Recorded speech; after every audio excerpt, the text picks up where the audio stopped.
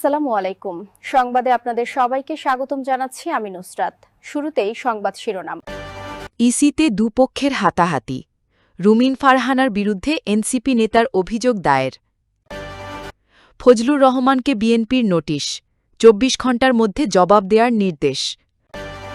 আবু সাইদ হত্যা মামলার আসামি পুলিশ কর্মকর্তা আরিফুজ্জামান ভারতে গ্রেপ্তার। ঢাবিতে বিএনপি নেতা ফজলুর রহমানকে অবাঞ্ছিত ঘোষণা। এতক্ষণ শুনছিলেন সংবাদ শিরোনাম, এখন বিস্তারিত। ব্রাহ্মণবাড়িয়া ২ ও ৩ আসনের সীমানা পুনর্নির্ধারণের দাবি আপত্তির শুনানি চলাকালে নির্বাচন কমিশনে দুই পক্ষের হাতাহাতির ঘটনায় বিএনপির আন্তর্জাতিক বিষয়ক সম্পাদক ব্যারিস্টার রুমিন ফারহানার বিরুদ্ধে অভিযোগ করেছেন জাতীয় নাগরিক পার্টির এনসিপির সিনিয়র যুগ্ম মুখ্য সংগঠক আতাউল্লাহ। তিনি ব্রাহ্মণবাড়িয়া ৩ সংসদীয় আসনের সীমানা পুনর্নির্ধারণ বিষয়ক আপিলকারী। রবিবার ২৪ অগাস্ট নির্বাচন কমিশন কার্যালয়ের সিনিয়র সচিব বরাবর দায়ের করা অভিযোগে আতাউল্লাহ বলেন, নির্বাচন কমিশন আমার নির্বাচনী এলাকা ব্রাহ্মণবাড়িয়া ৩ আসনের সীমানা পুনর্নির্ধারণ করার সিদ্ধান্ত গ্রহণ করে। সেখানে বিজয়নগর উপজেলার ৩টি ইউনিয়ন ব্রাহ্মণবাড়িয়া ২ আসনে সংযুক্ত করলে এলাকাবাসী সংক্ষুব্ধ হয়। তাদের অনুরোধে এবং তাদের পক্ষে আমি নির্বাচন কমিশনে সীমানা নির্ধারণের বিরুদ্ধে আপত্তি দাখিল করি। এরপর থেকেই বিএনপি নেতা রুমিন ফারহানার ক্যাডাররা আমাকে আপত্তি সংক্রান্ত শুনানিতে অংশ না নেয়ার জন্য হুমকি-ধুমকি দেন। তিনি বলেন, আমি ও আমার এলাকার প্রতিনিধিগণ আজ নির্ধারিত শুনানিতে অংশ নিতে নির্বাচন কমিশনে আসলে আপনার দায়িত্বপ্রাপ্ত কর্মকর্তারা আমাকে শুনানিস্থলে প্রবেশে বাধা দেয়। পরবর্তীতে আমি শুনানি শুরু হওয়ার ঠিক আগ মুহূর্তে প্রবেশ করতে সক্ষম হই। এমতাবস্থায় আপনার এবং প্রধান নির্বাচন কমিশনার সহ অন্যান্য কমিশনারগণদের উপস্থিতিতে রুমিন ফারহানার সন্ত্রাসী বাহিনী আমি সহ আমার নির্বাচনী এলাকার নেতৃবৃন্দদের মারধর করে, যা বাংলাদেশের ইতিহাসে একটি কলঙ্কিত অধ্যায় হয়ে থাকল।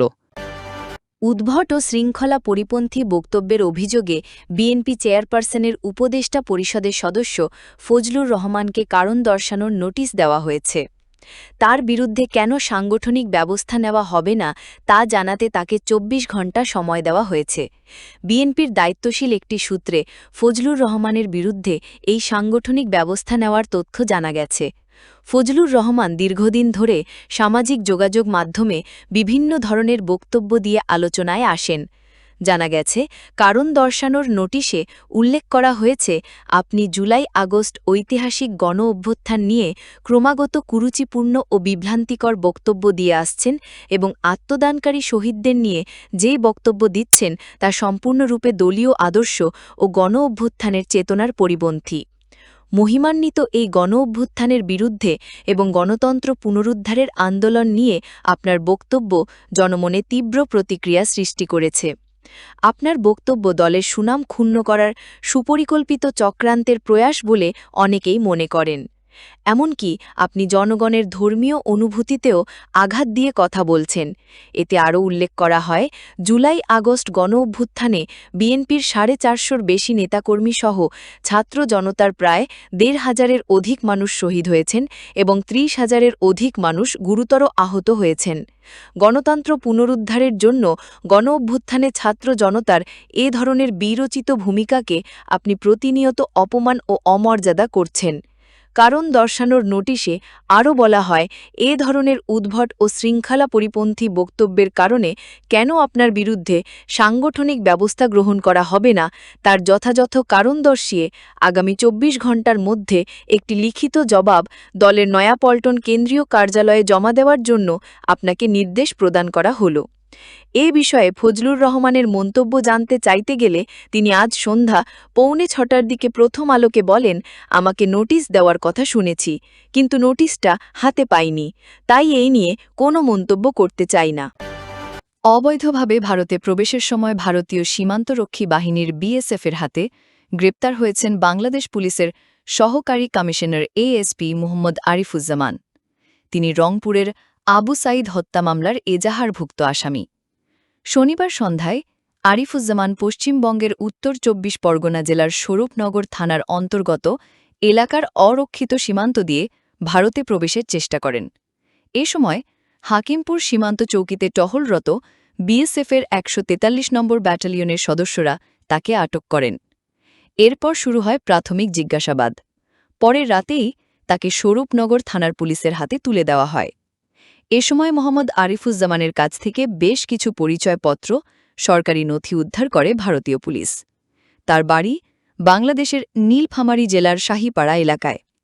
আরিফুজ্জামান ময়মনসিংহ জেলার মুক্তাগাছা উপজেলায় অবস্থিত APBN-2 এর সহকারী পুলিশ সুপার পদে কর্মরত ছিলেন। গত 14 অক্টোবর থেকে তিনি বিনা অনুমতিতে তার কর্মস্থলে অনুপস্থিত ছিলেন। এই কারণে তাকে সাময়িকভাবে বরখাস্ত করা হয় এবং সেই থেকে তিনি পলাতক ছিলেন। এদিকে শনিবার সন্ধ্যায় এএসপি আরিফুজ্জামানকে আটকের খবর ছড়িয়ে পড়ার পরই তার পরিচয় নিয়ে ধোঁয়াশা সৃষ্টি হয়। বিএসএফ ও স্থানীয় পুলিশের পক্ষ থেকেও গোপনীয়তা বজায় রাখা হয়।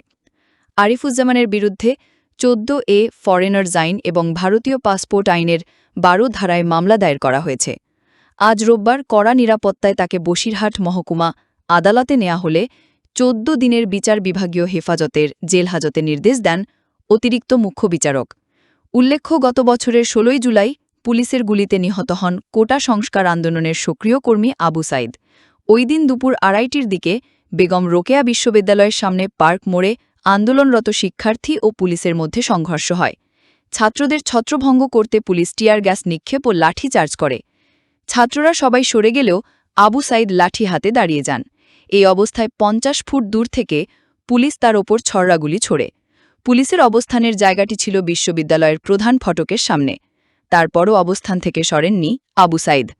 এক পর্যায়ে কয়েকটি গুলি লেগে মাটিতে লুটিয়ে পড়েন তিনি।